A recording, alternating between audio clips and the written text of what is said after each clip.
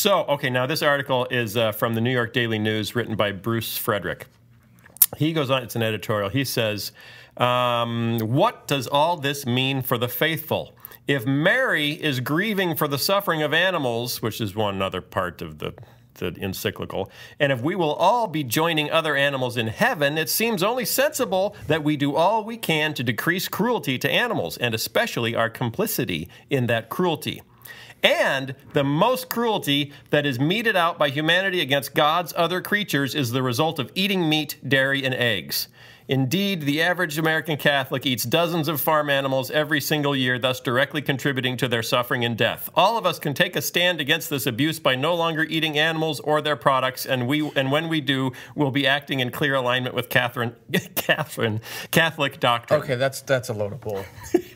Now, Mr. Frederick, who wrote this piece for the New York Daily News, is the Directory of Policy for Farm Sanctuary, a national farm animal protection organization. Okay, there's two different things here. He may have an agenda. A little bit. I think he's just jumped on Francis's coattails with his agenda. Mm-hmm. He hitched his little vegan bandwagon behind Francis's draft horse.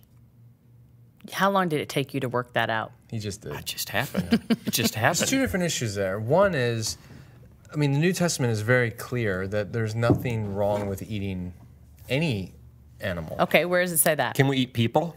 Does it say? No, it doesn't say. It doesn't say that's wrong either. Well, I think you have to murder them first. That's well, no, wrong. you What don't. if They you could find just them die. by the road? The roadkill. Well, that's not right. So, Of course, he doesn't have anything to base that on. First of all, obviously Jesus ate meat. He ate fish. How do you know? Because he prepared fish for breakfast for the disciples in John 21. And they gave him some fish after he right. was raised. And he ate it. He But was fish even isn't meat. transfigured and resplendent. Fish is meat? No, fish is fish. Meat is meat. Fish is fish meat. That's like the Catholic restaurant belief. No, but So, Like- they okay, have a fish department But and they have a meat department. Jesus was also an observant Jew, which meant at Passover. No pigs. No piggies. No, but he ate the Paschal lamb. Will pigs go to heaven? Because then And Jews couldn't go to then you get to heaven. the book of Acts, and Peter Or has that Muslims. vision with all the animals and the sheep, Yes. and the Lord And says, get up, kill kill and eat whatever you Yeah. want. You can have lobster now. You Yeah. can have whatever you want. And Paul said you could even eat meat that was sacrificed to idols. Yes. Just don't eat it in the pagan Right. temple. So there's nothing wrong. Secondly, Okay. the legitimate point that the guy does make is, factory farming of animals. There is a lot of animal cruelty that goes on in the way these animals are often processed and kept in tiny cages. That's a legitimate issue of creation care and respect for these animals that God has made, and not abusing them and not just treating them like a product. But it doesn't mean you can't eat them. Mm-hmm. So animals can still be our friends, And our food. and it is okay to eat your friends. Could you eat animals in the Garden of Eden? This is an area where we need John Walton, because Yeah. that's a debate of whether that was... There is a line in Genesis 1 that says, "Here are the plants, I've given them to you as food."